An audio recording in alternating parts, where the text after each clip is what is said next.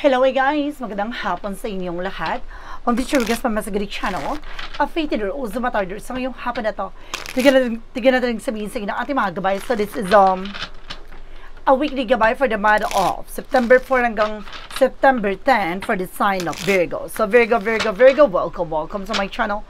Ano kayong messages, advices, and spirit guides ang ating masasaga for today's video? Kanina kayang energy or kaganapan sa buhay ng mga Virgo signs ang ating mga gilab. So guys, this reading is a general reading namang hindi lahat makaka-resonate. Kunin lamang po makaka-relate sa inyo. And comment down below kung kaninong energy ang ating nasagap. Because don't forget to like and subscribe my channel and hit the notification bell for more videos update. Darakas maraming salamat po sa mga walang sawang pagsuporta sa aking channel, lalo na ang dirigi-skip ng ads saway pagpalain po kayo ng Diyos at may kapal siksik liglig nag-uumapaw ni biyayang manang balik sa inyo. So let's see guys, what is the messages advice ng ating angel spirit for the sign of Virgo. So let's see and watch this. Let's see guys.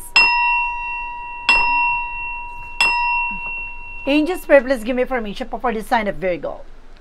So there's something guys with the Six of Cups. Oh my God. There's something of reminiscence.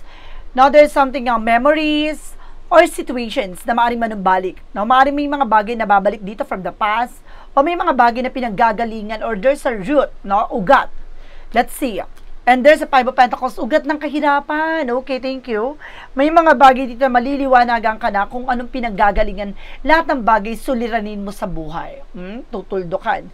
And because there's something guys with an Empress card for revert. Oh my God, renewal. Maaaring manunumbalik ulit yung sigla ng yung buong pagkatao. No, ang iyong sarili, maalagaan, mahalin mo. Ano man yung bagay na meron ka.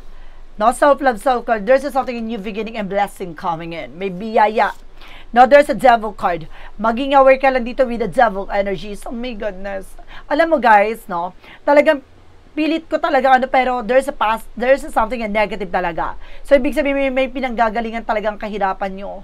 No, there's a devil card, something a black magic. No? Talagang pinupunto doon talaga nang gagaling madami, yung pinanggagaling yung ugat ganun diba?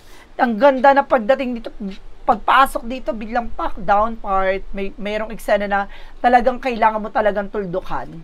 Now, there's an Ace of Wands. So, magkakaroon ka ng bagong plano. No, maraming pasok na ideas sa ano kailangan mong gawin, ano kailangan mong unahin, no? Doon papasok 'yon. And there's a Six of Wands for victory. Huwag kang mag-alala. No, matuldukan mo at makapag-take ng action ka dito, magtatagumpay ka na. No? Malalaman mo na ano man yung kailangan mo gawin, no? And this is the Six of Cups represent with the Four of Cups, no? Pag-isipan mabuti bawat action and decision. No, huwag kang tumanggap ng mga pagkain na galing sa ibang tao at the same time with your family related. No, I see some negative plan for you. No, may ginagawa sila talaga sa iyo ng hindi maganda. And this is the Wheel of Fortune. Huwag kang mag-alala, there's a turning point.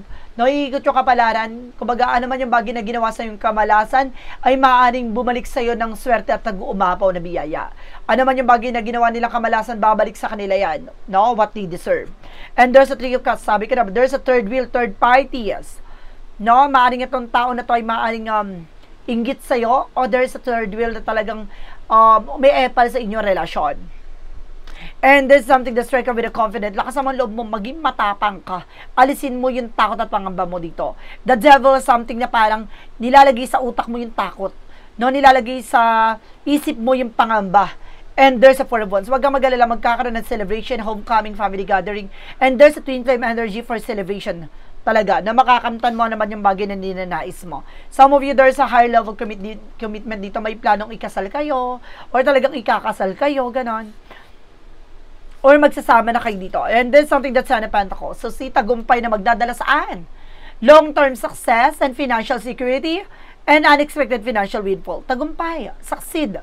Na talaga magsasucceed ka talaga sa lahat ng plano mo, lahat ng gagawin mo, ay maaaring magkaroon ka ng pangmatagalang tagumpay. No, mayroon dito panandali ang sakripisyo, may panandali ang sakit, pero may pangmatagalang tagumpay. Yun ang mas mainam, 'di ba? And of course, there's a magician with the power of God. Talagang there's something with kumbaga ano siya, instrument, no? Parang kumbaga plano ng ating Panginoon to na malaman mo yung kahalagahan ng bawat bagay-bagay sa paligid mo. Siguro kaya naranasan mo to. There's a something parang a mystery or discover. May madi-discover or malalaman ka dito anong ugat or punot dulo kung bakit to nangyari sa buhay mo. And there's something, the Fool card. No, huwag kang magtitiwala basta-basta. There's something, a new beginning coming in. Huwag kang magtitiwala sa mga taong nasa paligid mo. Baka nililin lang ka lang nila. No, maging aware. There is something, the Empress card, the Three of Cups, represent with the Four of Pentacles. So, proteksyonan mo at pangalagaan mo naman yung bagay na meron ka. No, pangalagaan mo ito, pag-ingatan mo ito, pagyabungin mo ito. And because there's something, guys, with the Ten of Cups, with the happiness, at the end of the time, magiging masaya ka. Magiging maligaya ka, magiging maganda na takbo ng iyong eksena, sitwasyon. And there's a Three of Swords. Oh my God, talaga may naiinggit with your family. Na talagang gusto kang guluhin, linlangin.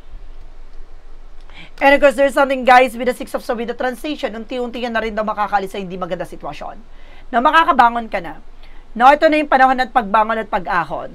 No? May kailangan ka lang tuldukan. There's something, guys, with the Five of Wands. See, ano man yung bagay nagbibigay komplikasyon, competitors, kakompetensya, kalaban. Sabi ko na nga ba may talagang gumagawa sa with the Magician. Talagang ginagawa ka ng hindi maganda. Very wrong. And there's something, guys, with the Two of Cups, with the partnership, no? Even sa partnership, mag-ingat ka sa mga pakikipag-usap, pakikipag-ugnayan, pakikipag-transaction, huwag ka magtitiwala ng lubos. And of course, there's something, guys, with the Page of Cups, listen to your intuition and listen to your gut feeling. Makinig ka sa nararamdaman mo, no? Sa vibrations mo, sa intuition and predictions mo. Hindi ka ililigaw nito. Dadaling ka sa mas makatotohanan at kailangan mo talagang gawin. At may sakatuparan. And there's a Death card. See, there's an ending. So, kailangan na matapos para maging maligaya ng ang eksena mo. There's a transformation. No, pagkatapos mo matunbok to at pagkatapos mo matuldukan to, pasabog, biyaya ang maaaring dumapo at dumaloy na sa'yo. And there's a Knight of Cups, there's an offer, at maaaring maraming offer na paparating sa'yo na hindi ka magkakadaugaga sa offer na to.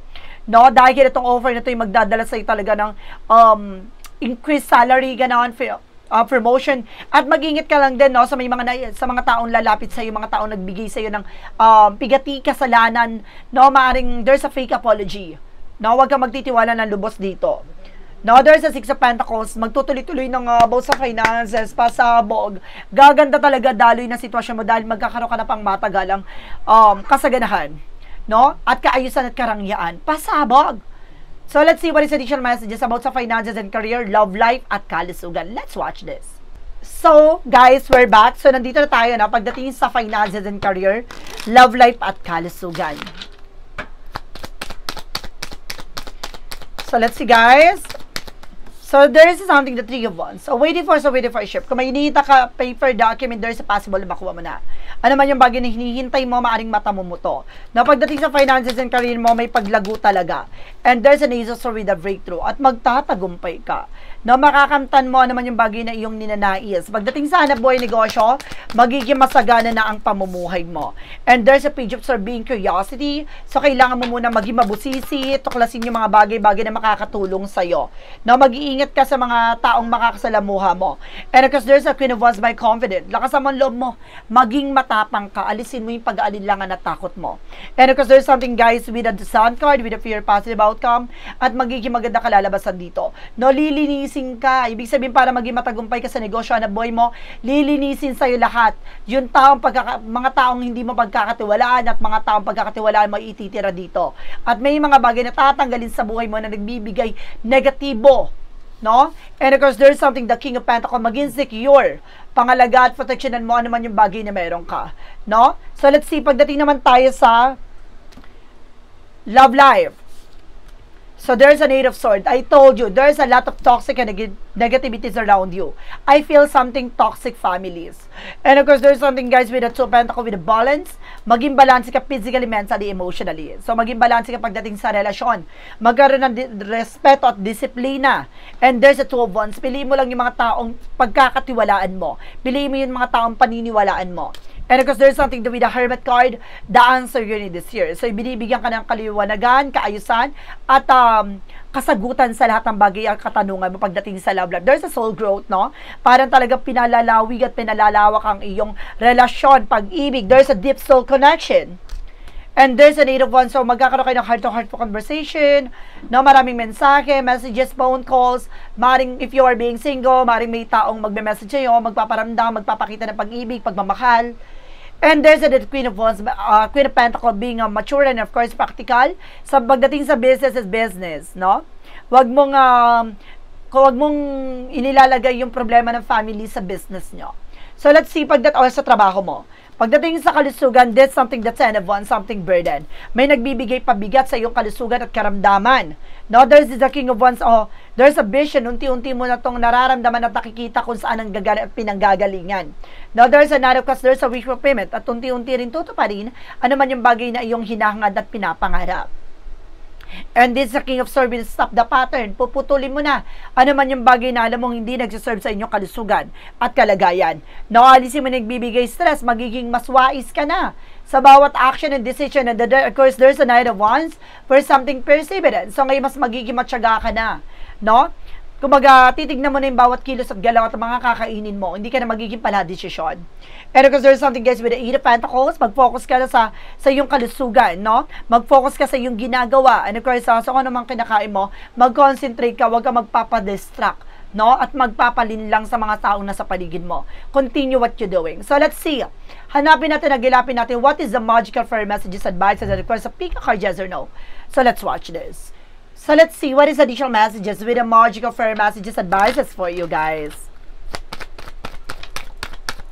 And there's a birthday, my goodness. Ngayong birthday season ng mga Virgo, happy birthday to all of you guys out there. No, naway pagpalain kayo dahil ito na ang linggo ng kasaganan at linggo ng paggabulgar na lahat ng katotohanan. Ganon. And there's a goodbye to the cold, hello to the new. So ito na yung bagay na kailangan mo ng pakawalan. At dahil may bagong eksena na maaaring mamumukadkad.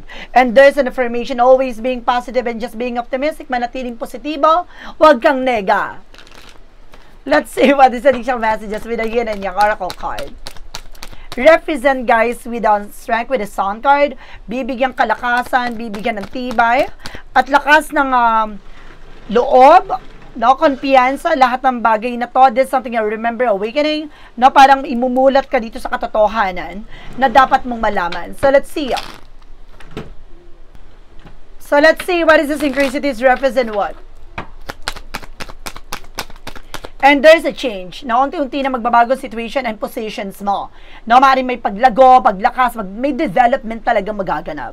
And there's something else, synchronicities and signs. There's a symbols. Na may mga senyales talaga na pinababatid sa'yo na there's a something transformation coming in. Na maaaring may mga bagay na mawawakasan at may mga bagay na sisibol ng muli. Na binibigyan ka ng lakas at tapang na magkakaroon ka ng mga bagong eksena. No? At bagong oportunidad. And there's something doubling. There's a taking a chance. No, kailangan mong gamitin itong bagay na to para ilaban, no? Ano man yung bagay na meron ka. There's a sex with a good times, no? Some of you guys, kailangan mo rin talaga na para, no, kumbaga ang sex na nakakatulong din niya, guys, para mawala stress, no? Let's see. There's something influence with the friends. Oh my God, guys, no? Meron ditong toxic friends talaga, I see some. Maging aware dito habang malapit ka dito sa mga tukso. Archangel Michael messages. Make a commitment. No, pagdating sa bagay-bagay, mag-commit ka. No? Kailangan tutukan mo, no, ilaban mo, no, even to yourself. No, kailangan na pahalagahan mo yung bagay na meron ka. Be gentle with yourself. See, kailangan mo talaga maging mahinahon sa sarili mo. No, alam mo dapat yung priorities mo, yung plano mo, pangarap mo. What is the Jesus loving code said? Watch and pray that you enter not into temptation. See? Now, magdasal at magmasdan mo lahat ng bagay na ginagawa mo na mailayo ka sa tukso. Ito yung sinasabi ko kanina. No, mayroon parang lalapit sa'yo or may mag-uudyok sa'yo, mag-ingat po kayo. What is an angel's number? Represent what?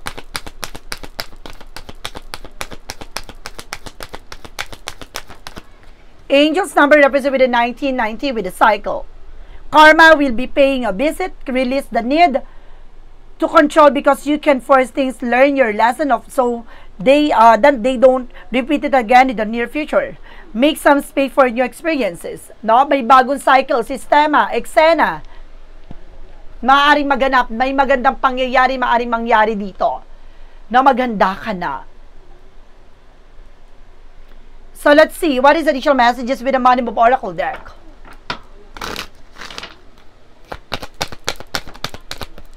And there's a wrong decision. Just being aware guys sa lahat ng gagawin mo, baka mapunta ka sa maling decision o maling eksena or maling landasin. Mag-ingat po tayo.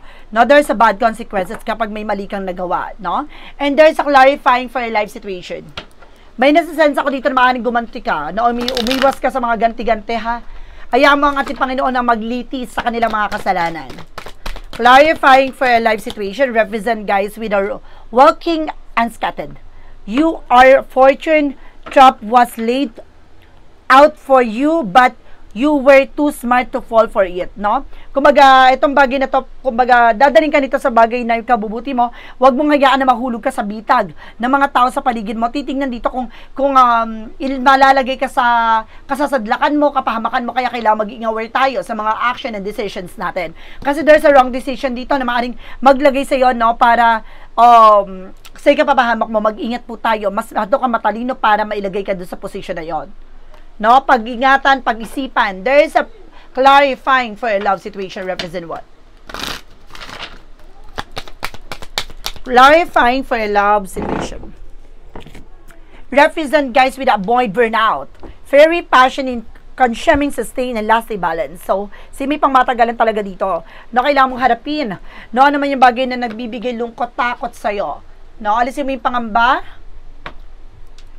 Let's see what is a shadow work represent what? From the shadow work represent what? There is something arrogance, humility, awareness, and growth. Not seeing flaws, hinders growth. Know your limits to learn and improve. Handa ka matuto. Handa mong proteksyonan ng iyong sarili. No, sa paglago mo, hindi sa... parang dito, may mga bagay dito kasi na parang kailangan mong mahalin na talaga yung sarili at tanggapin yung bagay na pangit sa'yo or mga bagay na wala ka, no, hindi mo kailangan na magpanggap na para lang ipagyabang ko naman yung bagay na para lang may masabi ka, gano'n, may masabi sila, gano'n. Kumbaga, hindi mo kailangan na ang papuri nila. No, kailangan ko naman yung kung sino ka, kung ano lang kaya mo, no, maging totoo ka, just authentic with yourself. What lies beneath with the future? No, stop pretending, no? And assuming, of course. What lies beneath with the future? Mag-ingat lang tayo dito kasi may mga decision ka dito na maaaring magkamali ka. Oh my God. And there's something guys with the keeping of promise. Na may pinangako dito na hanggang may pinanghahawakan mo pa pero mangyayari nawa. What is the part of the light? Represent what?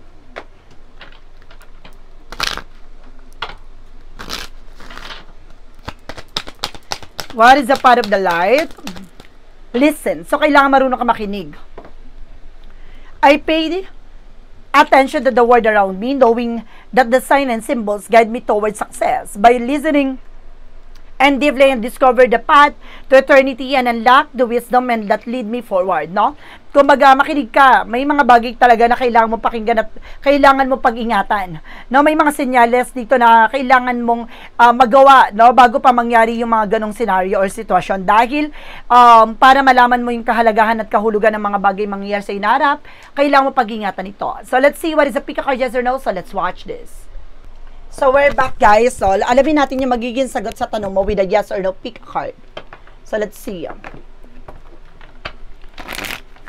Okay, so let's start with the number 1. There is a yes. Connect to the new possibilities as transition smoothly, no? Kumonekta ka sa mga bagong oportunidad at baguhin mo na yung mga nakagisan na kagawian mo, dun ka sa mas maayos at maliwanag na pamamaraan. Number 2. There is something, guys, with a yes again. Walk before you run. Fresh outlook, baby step. No, dahan-dahan, gabayan mo muna. No, gamayan mo muna isang bagay bago ka magpatuloy. Hanggang sa matumbok mo na tama ang desisyon mo, tama ang gagawin mo. Number 3. There is something, rethink your direction. This isn't your path. No, pag-isipan mo yung bawat desisyon mo o bawat direksyon na tatake mo dahil hindi yan yung line para sa iyo. Huwag mo ipagpilitan. Huwag mo ilalaban yung bagay na baka mapunta ka sa kasadlakan. So guys, this is a weekly gabay for the month of September 4 hanggang September 10 for this sign of Virgo. So Virgo, maraming salamat po for this wonderful reading. So once again, this reading is a general reading namang hindi lahat makaka-resonate. Kunin lamang po makaka-relate sa inyo and comment down below kung kaninong energy ang ating nasaga. Because don't forget to like and subscribe my channel and hit the notification bell for more videos update.